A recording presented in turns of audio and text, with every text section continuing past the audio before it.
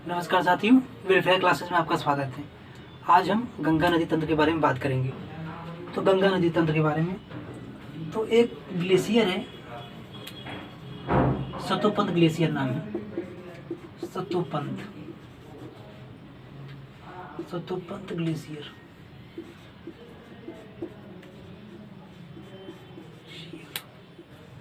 यहाँ से एक नदी निकलती है, उस नदी का नाम है अलकनंदा नदी। अलकनंदा नदी एक ग्लेशियर इसके बगल में इधर है। इस ग्लेशियर का नाम है गोमुख ग्लेशियर। गोमुख ग्लेशियर नाम है। और यहाँ से एक नदी निकलती है, उस नदी का नाम है भागीरथी। भागीरथी नदी। सतोपंत ग्लेशियर से नदी निकलती है, इसका नाम है अलकनंदा, ऐसे होकर के आती है। और गोमुख ग्लेशियर से जो नदी निकलती है उसका नाम है भागीरथी नदी, ये भी इधर से आती होती है और आकर के ये मिल जाती है, आपस में संगम इसका हो जाता है। मिलती कहाँ पे है? तो मिलती है देवप्रयाग में। और यहाँ से जो नदी चलती है उस नदी का नाम है गंगा नदी। यही पहले अलकनंदा नदी थी, इधर भागीरथी थी। अलकनंदा नदी और भागीरथी नदी का जब प्रयाग में मिलन हुआ, संगम हुआ, तब जो नदी निकल कर के आई, इस नदी का नाम पड़ा गंगा नदी। गंगा नदी देवप्रयाग में मिली। उसके पहले 4 प्रयाग और हैं जहाँ पे कुछ नदियाँ आकर के अलकनंदा नदी में मिलती है। अब उन्हें हम देख लेते हैं, उस नदियों को। तो कुछ नदी हैं, जैसे एक नदी इधर से आके मिल रही, ये मिल रही विष्णुप्रयाग में। विष्णुप्रयाग। और इस नदी का नाम है धौली गंगा। धौली गंगा। एक नदी और आ रही इधर से और जाकर के मिल जा रही अलकनंदा नदी में। और कहाँ मिल रही? नंदप्रयाग में। और इस नदी का नाम है नंदाकिनी नदी।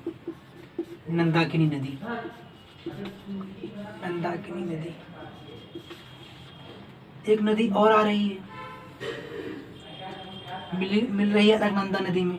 और इस नदी का नाम है पिंडारी नदी या तो पिंडर गंगा। पिंडारी नदी लिख दे रहा हूँ। और मिल कहाँ पे रही है? तो मिल रही है कर्णप्रयाग में।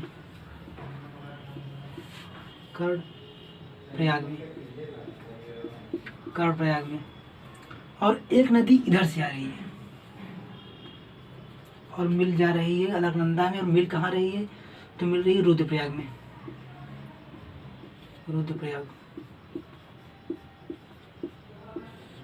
इस नदी का नाम है मंदाकिनी। ये नंदाकिनी नदी थी, ये है मंदाकिनी नदी। तो आपने देखा कि इधर पे गोमुख ग्लेशियर है और यहाँ सतोपंत ग्लेशियर है। तो सतोपंत ग्लेशियर से जो नदी आती है अलकनंदा नदी, इसमें कुल 1 2 3 4 5 कुल 4 नदियाँ मिलती है। इसको लेकर के 5 नदी हो गई। तो विष्णुप्रयाग में जो नदी मिलती है उसका नाम है धौली गंगा। और इस आगे बढ़ती है, इसका नाम अलकनंदा नदी रहता, नाम नहीं चेंज होता। धौली गंगा के मिलने के बाद भी इसका नाम अलकनंदा नदी रहता है। उसके बाद फिर नंदाकिनी नदी से मिलती है नंदप्रयाग में। फिर आगे चल के पिंडारी नदी से मिलती है कर्णप्रयाग में। फिर आगे चल के मंदाकिनी नदी से मिलती है रुद्रप्रयाग में। लेकिन जब ये आगे बढ़ती है देवप्रयाग में, तो इधर से गोमुख ग्लेशियर से एक नदी आती है जिसका नाम रहता है भागीरथी नदी, और देवप्रयाग में मिल जाती है। और जो नदी यहाँ आगे बढ़ती है इसका नाम होता है गंगा नदी। तो गंगा नदी के नामकरण से रिलेटेड था ये। तो आपने जान लिया कि गंगा नदी का नाम गंगा नदी कैसे पड़ा। तो गंगा नदी नाम कैसे पड़ा? अलकनंदा नदी और भागीरथी नदी का मिलन जब देवप्रयाग में हुआ, तभी जाकर गंगा नदी का निर्माण हुआ। तो गंगा नदी यहाँ से हम कहें गंगा नदी। और गंगा नदी यही है, गंगा नदी। इधर से एक नदी और आ रही है, एक यमुना नदी आ रही है बंदरपुर ग्लेशियर से।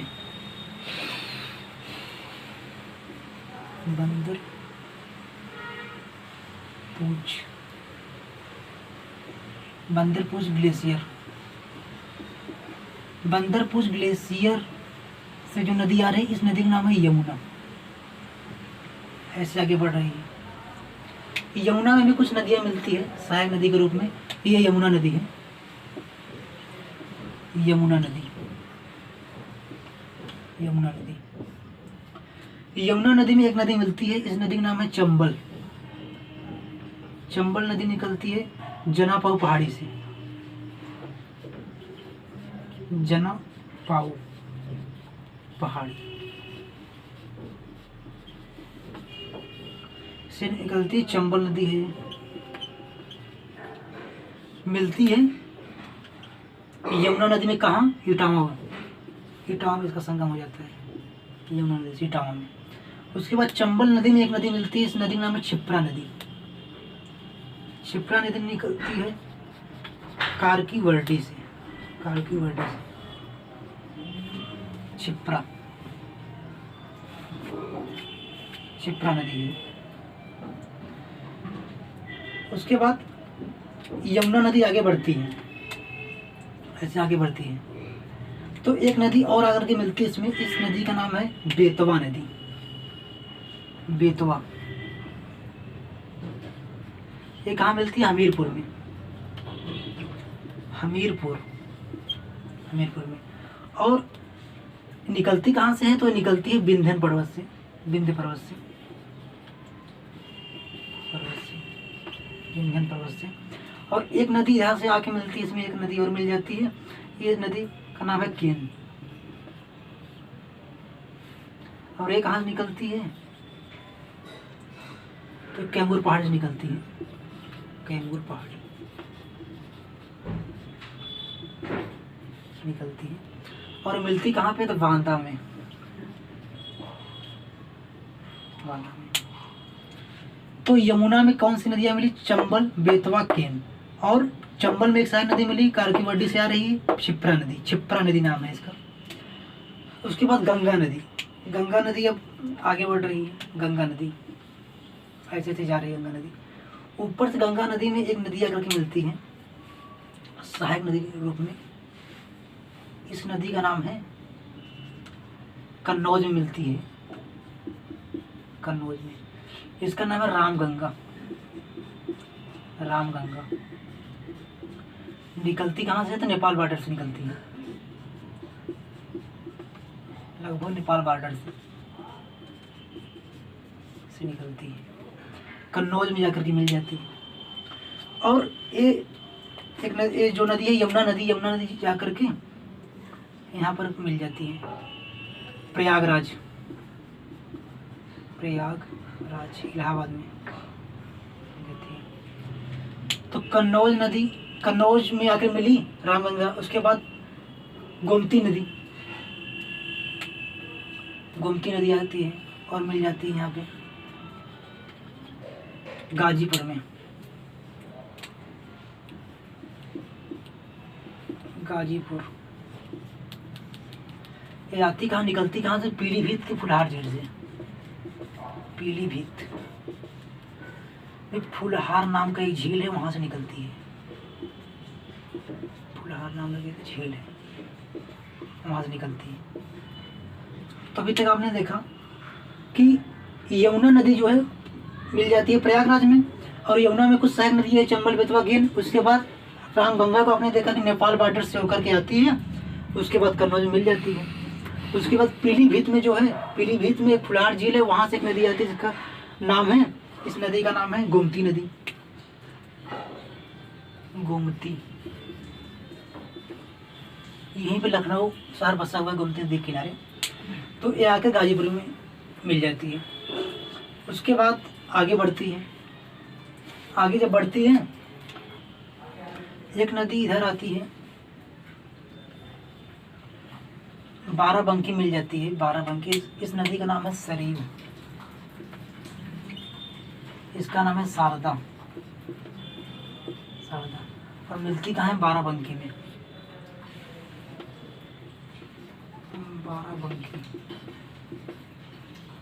और इस यहाँ से इसका नाम पड़ जाता है घाघरा नदी। और जाके मिल जाती है छपरा में। गंगा से मिल जाती है छपरा में, छपरा नामक स्थान गंगा नदी से मिल जाती है छपरा। और इस नदी का नाम इस नदी का नाम हो जाता है घाघरा नदी, घाघरा नदी, घाघरा नदी। उसके बाद ये कहाँ से निकलते हैं? नेपाल से दोनों निकलती है, नेपाल से निकलती है शारदा। इसको नेपाल में काली नदी के नाम से जाना जाता है और इसको कर्णाली नदी के नाम से जाना जाता है, शारदा और सरयू को। और उसके बाद बाराबंकी में जब मिलती है तो जो है इसका नाम घाघरा नदी पड़ जाता है और जाकर के मिल जाती है गंगा नदी में छपरा नामक स्थान पर। उसके बाद एक नदी इधर से जाती है,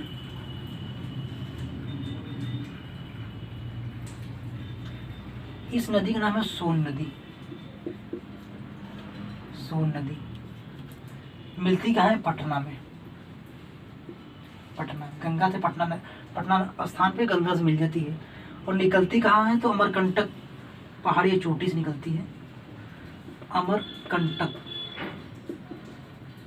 कंटक चोटी। इधर जो गई इसका नाम पड़ गया सोन नदी। एक नदी इधर, इससे एक नदी और निकलती है, इस नदी का नाम पड़ जाता है नर्मदा नदी, जो कि नीचे की तरफ चला जाती है, नर्मदा नदी। उसके बाद इधर हो गया घाघरा नदी। उसके बाद छपरा में मिली पटना। फिर एक नदी आती है नेपाल से, उसका नाम है गंडक नदी, मिलती है सोनपुर में, सोनपुर नामक स्थान में, सोनपुर। नेपाल से ही आती है, इसका नाम है गंडक नदी, गंडक नदी। तो वहाँ पे मिल गई। और सोनपुर नामक स्थान पे जो है, सोनपुर नामक स्थान में मिल गया, इसका नाम है गोसाई धाम ग्लेशियर, गोसाई धाम ग्लेशियर,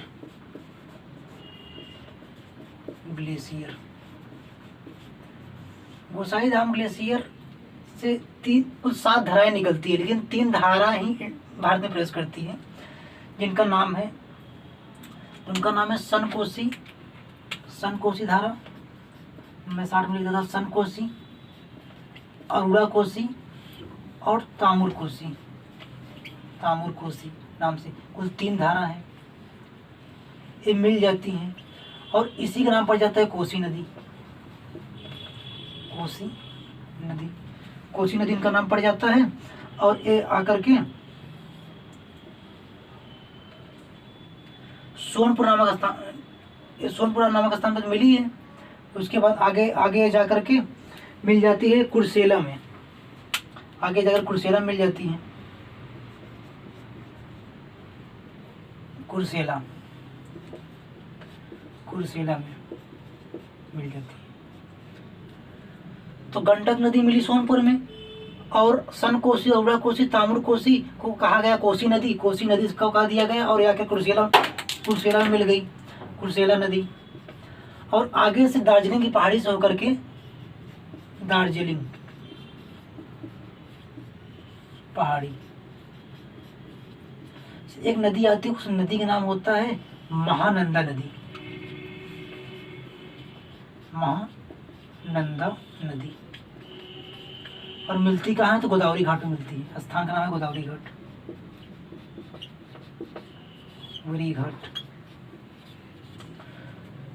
उसके बाद गंगा जो है पहुंचती है, तो जब उसके बाद बांग्लादेश, पश्चिम बंगाल में जाती है। पश्चिम बंगाल में जाकर के 2 भागों में बढ़ जाती है। एक का नाम पड़ जाता है हुगली, जहाँ पर कलकत्ता शहर बसा है, इसके किनारे हुगली नदी।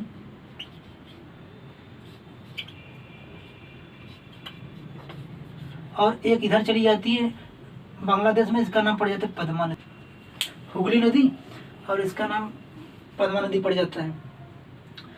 तो ये था गंगा नदी के सहायक नदियों के बारे में। और गंगा नदी का नामकरण कैसे पड़ा उसके बारे में एक बार मैं रिवीजन फट से कर देता हूँ तुरंत। Gomukh glacier, Satopanth glacier. Gomukh glacier से भागीरथी नदी निकलती है और सतोपंथ ग्लेशियर से निकलती है अलकनंदा नदी। तो कुल 5 प्रयाग हैं, विष्णु प्रयाग, नंद प्रयाग, कर्ण प्रयाग, रुद्र प्रयाग और देव प्रयाग। इन्हीं 5 प्रयागों में कुछ नदियाँ मिलती हैं। अंत में जो देवप्रयाग में जो नदी मिलती है, अलकनंदा नदी और भागीरथी नदी, इन्हीं के संगम होने से गंगा नदी का निर्माण होता है। और आगे चल करके गंगा नदी आगे बढ़ जाती है देवप्रयाग से, तो गंगा नदी के नाम से जानी जाती है। तो आपने देखा कि विष्णु प्रयाग में धौली गंगा मिल रही है, नंद प्रयाग में नंदाकिनी नदी मिल रही है, पिंडारी नदी जो मिल रही है कर्णप्रयाग में मिल रही है, मंदाकिनी नदी रुद्रप्रयाग में मिल रही है, लेकिन जब देवप्रयाग में भागीरथी और अलकनंदा नदी मिलती है इसका नाम पड़ जाता है गंगा नदी। उसके बाद बंदरपुर ग्लेशियर से यमुना नदी आती है, तो यमुना नदी आकर के इलाहाबाद के प्रयागराज में मिल जाती है, प्रयागराज में मिलती है। यमुना नदी कुछ सहायक नदी है, चंबल, बेतवा, केन, आपने देख लिया इसको। उसके बाद गोमती नदी इधर से है, फिर शारदा और सरयू मिलती है, घाघरा नदी बनती है। फिर गंडक नदी है, नेपाल से ही होकर के आती है, मिलती है सोनपुर में। फिर कोसी नदी है जो कि सन कोसी, औड़ा कोसी, तैमूर कोसी, 3 धाराओं से मिलकर के कोसी नदी का निर्माण होता है और आके मिलती है कुर्सेला में। फिर दार्जिलिंग पहाड़ी से एक नदी निकलती है, महानंदा नदी, जो कि गोदावरी घाट में जाकर के मिल जाती है। और गंगा नदी आगे बढ़ती है, 2 भागों में बढ़ जाती है, एक का नाम होली नदी पड़ जाता है, एक का नाम पद्मा नदी पड़ जाता है, जो कि बांग्लादेश में टकर जाती है, तब पद्मा नदी पड़ता है। तो ये था गंगा नदी के बारे में। और जाकर के लास्ट में मेघना नदी के नाम से बंगाल की खाड़ी में गिर जाती है, जहाँ पर दुनिया का सबसे बड़ा डेल्टा का निर्माण करती है, जिसका नाम होता है सुंदरबन डेल्टा। अब हम गंगा नदी के कुछ फैक्ट के बारे में देख लेते हैं, जो कि जरूरी भी है देखना।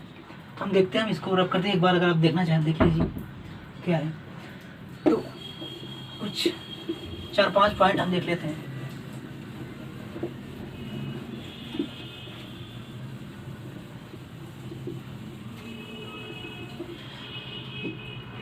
ब्लैक कलर का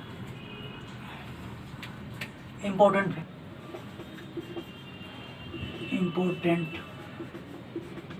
फैक्ट। तो अगर मैं पहला देखूं तो कितने राज्यों से होकर के जाती है, तो कुल 5 राज्यों से होकर के जाती है, 5 राज्य। कौन? पहला उत्तराखंड, उसके बाद उत्तर प्रदेश, बिहार, फिर झारखंड, फिर पश्चिम बंगाल, वेस्ट बंगाल, पश्चिम बंगाल। सबसे ज़्यादा कहाँ बहती है? तो उत्तर प्रदेश में बहती है सबसे ज़्यादा।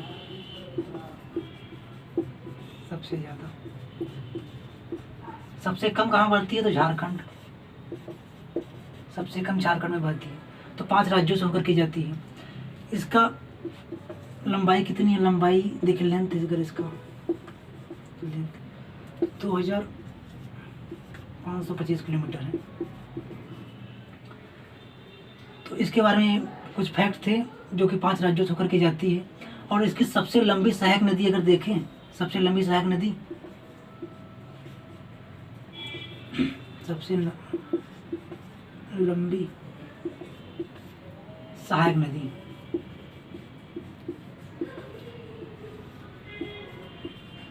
तो यमुना नदी होगी।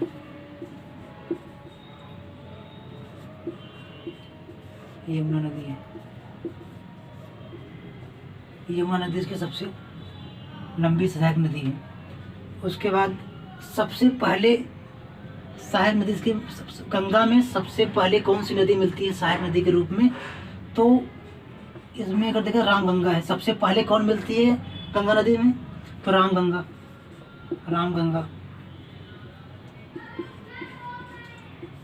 सबसे अंतिम में कौन सी नदी मिलती है? तो उस नदी का नाम है महानंदा नदी। महानंदा नदी। तो ये 4-5 बातें थी जो कि मैंने आपको बता दिया। तो धन्यवाद दोस्तों।